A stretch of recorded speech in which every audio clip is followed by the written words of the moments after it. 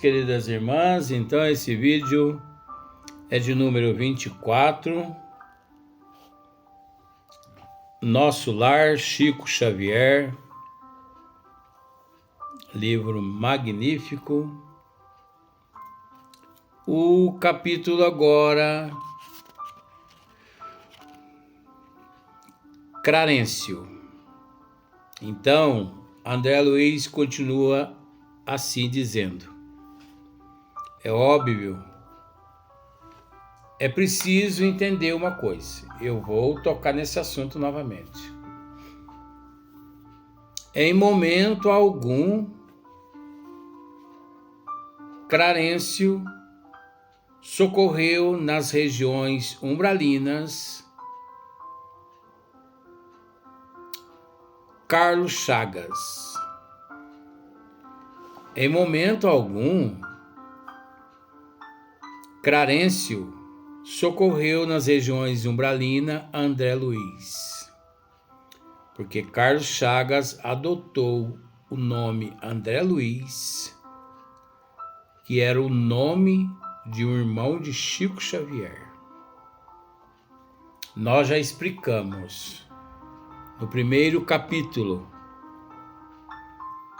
quando iniciamos esse livro, que Clarencio não socorreu, conforme mostra no livro, Carlos Chagas, vamos pensar assim. E sim, é uma história vivida por outros espíritos que passaram por tudo isso, que na obra Nosso Lar, Carlos Chagas é um protagonista. Ele é o protagonista. Então ele passa-se pela história, ele narra a história como se ele estivesse vivido tudo isso. Mas outros espíritos que passaram por essa situação é verídica, ela é real. Outros espíritos que passaram por esta situação que se encontram em outras dimensões, usaram Carlos Chagas como médium intermediário de Francisco Cândido Xavier. E mesmo assim, esse livro, Nosso Lar, como todos os outros livros da obra de André Luiz, eles passaram por uma filtragem, por uma correção entre Emmanuel e Carlos Chagas. Que significa? Cada livro foi extraído da história verdadeira de 35% a 45% do original, a verdadeira história. Aí você pode me dizer, então quer dizer que a espiritualidade do bem nos mente? Os bons espíritos não mentem. Aí eu te digo, um dia Chico Xavier foi visto, entre aspas, mentindo para uma pessoa. E um fofoqueiro de plantão chegou e disse: Chico, estou pasmo com você. Mas por que, meu filho? Porque vi você mentindo para aquela pessoa. Eu não menti. Eu apenas adiei a verdade. Ô, gente, quantos milhões de itens que não desfrutamos no corpo físico por parte da espiritualidade, justamente por falta de capacidade intelectual e moral nossa aqui na Terra. Por falta de compreensão, por falta de entendimento. Então não adianta os bons espíritos, se Chico Xavier, que na época, mesmo assim, lançou o livro nas condições que estamos dizendo, recebeu 1 milhão de chacotas, imagine se ele tivesse deixado, ele, Emmanuel e Carl Chagas tivesse deixado nesta obra tudo que eles receberam desses seres de outras dimensões. Chico, eles teriam matado Chico, como outros já fizeram, né, aqui na Terra, inclusive até processar Chico Xavier. Então vamos para o caso de Clarencio, porque Clarencio e Silas foram 2 espíritos nobres que socorreram André Luiz nas regiões umbralinas inferiores. Então, André Luiz continua o capítulo, porque é uma continuação do primeiro para o segundo. Preste atenção para você ver. Clarencio. André Luiz escuta assim. Ele escuta. Suicida. Suicida. Criminoso infame. Gritos assim cercavam-me de todos os lados, onde os sicários, quer dizer, os assassinos, né, de coração empedernidos, por vezes enxergava os de relance, escorregadios na treva espessa, e quando meu desespero atingia o auge, atacava-os, mobilizando extremas energias. Em vão, porém, esmurrava o ar nos paróximos da cólera. Gargalhadas sarcásticas feriam-me os ouvidos, enquanto os vultos negros desapareciam na sombra. Gente, por mais que eu conheça essas regiões, mas a noite passada eu tive a oportunidade, e eu peço aos mentores que me levem novamente na região onde eu estive na noite passada. Porque eu não tenho medo, eu quero continuar trabalhando. E eu tive a oportunidade de visitar esta região ou semelhante à que descreve André Luiz aqui.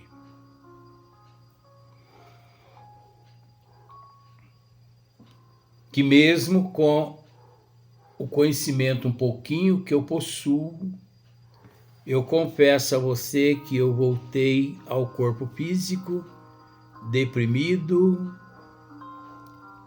com os olhos banhados de lágrimas. Porque é triste ver um irmão nosso em processo de evolução nestas condições. Pior que animais. Animais não sofrem tanto quanto estes seres. Mas André ouvia, em meio àquele alarido, aquela escuridão, aquela névoa, aquela penumbra, frio, calor, fome, cabelos todo esgrenhado, barba longa, seminu. Ele ouvia gritos, acusações que vinham de tudo quanto é lado. Suicida, suicida, criminoso, infame. Gritos assim cercavam-me de todos os lados. Imagine, gente, de todo lado, gritos desse nível, de todo lado. Onde os sicários de coração empedernidos, por vezes, onde os sicários dos corações empedernidos, quer dizer, os criminosos, por vezes enxergava os de relance escorregadio na treva espessa. André não conseguia vê-los.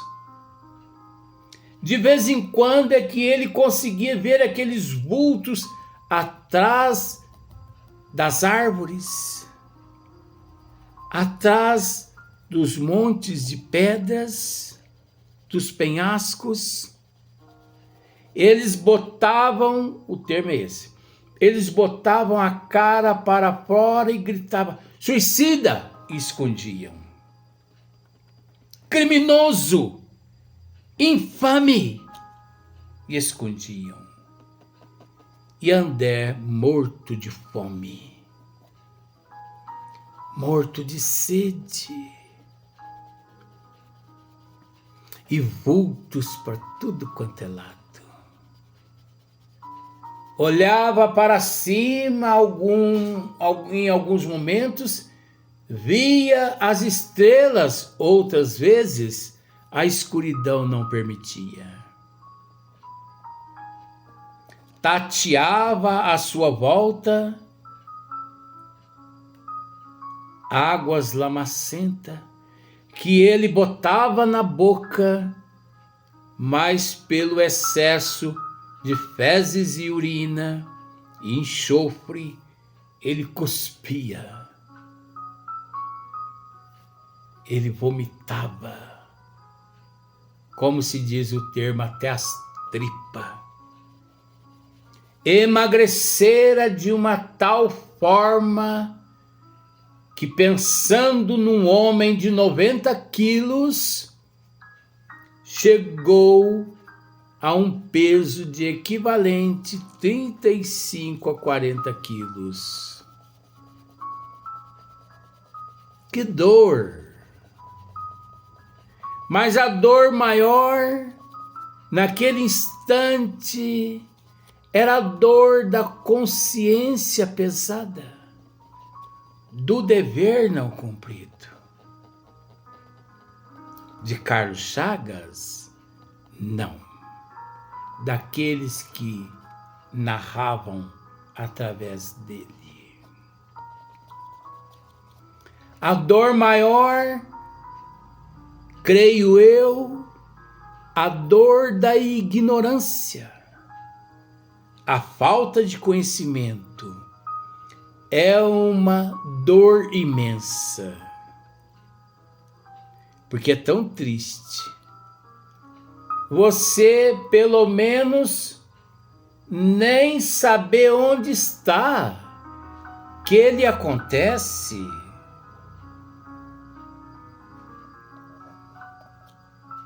Escorregadios na treva espessa, e quando meu desespero atingiu o auge, atacava-os, mobilizando extremas energias. Em vão, porém, esmurrava o ar nos paroxismos da cólera. Gargalhadas sarcásticas feriam-me o ouvido, enquanto os vultos negros desapareciam na sombra. Gargalhadas, gritos, sorrisos. ele esmurrava o ar, socos por tudo quanto é lado, ele esbufetava o ar, tentando se defender, e trazia ele na alma como suicida. Eu não me suicidei. Como? Eu não me suicidei. E vinha novamente: suicida, suicida, criminoso, infame. É de enlouquecer, mas é a realidade. Se eu disser a você que nos hospitais psiquiátricos muitos pacientes agem conforme aqui está sendo descrito, você não acredita. E muitos médicos acreditam que o quadro destes pacientes significa, ou deram à psiquiatria o nome de esquizofrenia, mal sabendo eles o que significa esquizofrenia. Esquizofrenia, segundo Chico Xavier, e eu fico com Chico Xavier, significa o suicida após o homicídio, principalmente em alguns casos de homicídio duplo e posteriormente o suicídio. Posso te explicar? Porque às vezes você terá dificuldade em esmiuçar isso. Pensando da seguinte forma: eu pego a minha esposa me traindo com alguém. Eu estou armado, eu pego, mato os dois. Isso é homicídio duplo. Você consegue entender? Só que eu me arrependo. Eu me arrependo. O meu arrependimento trava todinho o meu psíquico, trava a minha alma, trava todos os meus sentimentos e afeta a minha parte neurológica. Só que, não me contentando com o homicídio duplo ou com o homicídio, eu também me suicido com aquela arma. Eu retorno à pátria espiritual na condição de um suicida. Só que depois eu retorno ao corpo físico totalmente desequilibrado emocionalmente, psicologicamente, crises e mais crises, que só os medicamentos dos psiquiatras para controlar aquelas crises. É onde os psiquiatras criaram esse termo homicida. Não, homicida não, é esquizofrenia. Esquizofrenia. Tudo bem. O importante é medicar o paciente. Mas não basta medicar o paciente só com medicamento. É preciso orientar o paciente, encaminhar o paciente para que ele auto se evangelize. Então você conseguiu entender o que significa a esquizofrenia? É o homicídio, é o homicida depois do suicídio. Então vejamos, André Luiz continua dizendo assim: para quem apelar, naquele exato momento exausto, deitado, cansado, respiração ofegante, o coração praticamente acelerado, medo, fome, sede, misturado à lama. Para quem apelar? Ora, praticamente para ninguém, né? Praticamente. Para aquelas pessoas que não acreditam na imortalidade da alma, para aquelas pessoas que não acreditam na pluralidade das existências, para aquelas pessoas que não acreditam na vida após a morte, para aquelas pessoas que não tiveram conhecimento parcial, ele vai pedir apoio, vai pedir para quem? Vai implorar quem? Para o capeta? Para o demônio? Para o Lúcifer? Porque eu estou dizendo esse termo porque isso é mitologia. Ele vai pedir apoio ao Papa? Ao Padre? Se os papas e os padres às vezes o colocou ali, porque quantas vezes ele procurou o confessionário e o Papa, o Padre, ali absorveu o teu pecado. Meu filho, contribua lá na secretaria, ore, tantas Ave Maria e Santa Maria, os teus pecados estão absolvidos. Se fosse assim, seria uma facilidade, né? Não existiria pecador no mundo, vamos usar esse termo, né? Então, para quem apelar? André Luiz diz assim, para quem apelar? Ele interroga, para quem apelar? Torturava-me a fome, a sede, me escaldava, comezinhos fenômenos da experiência material. Patenteava-se meus olhos, crescera-me a barba.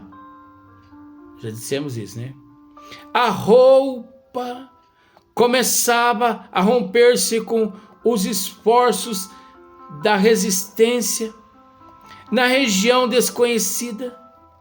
A circunstância mais dolorosa, no entanto, não é o terrível abandono a que me sentia votado, mas o assédio incessante de forças perversas que me assomavam nos caminhos ermos e escuros.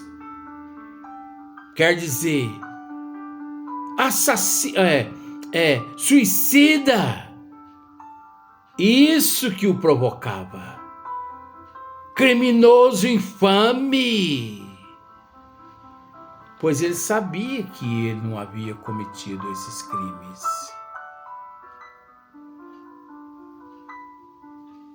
Então, mas o assédio incessante de forças perversas que me assomava nos caminhos ermos e escuros, irritavam-me, aniquilavam-me a possibilidade de concatenar ideias, né?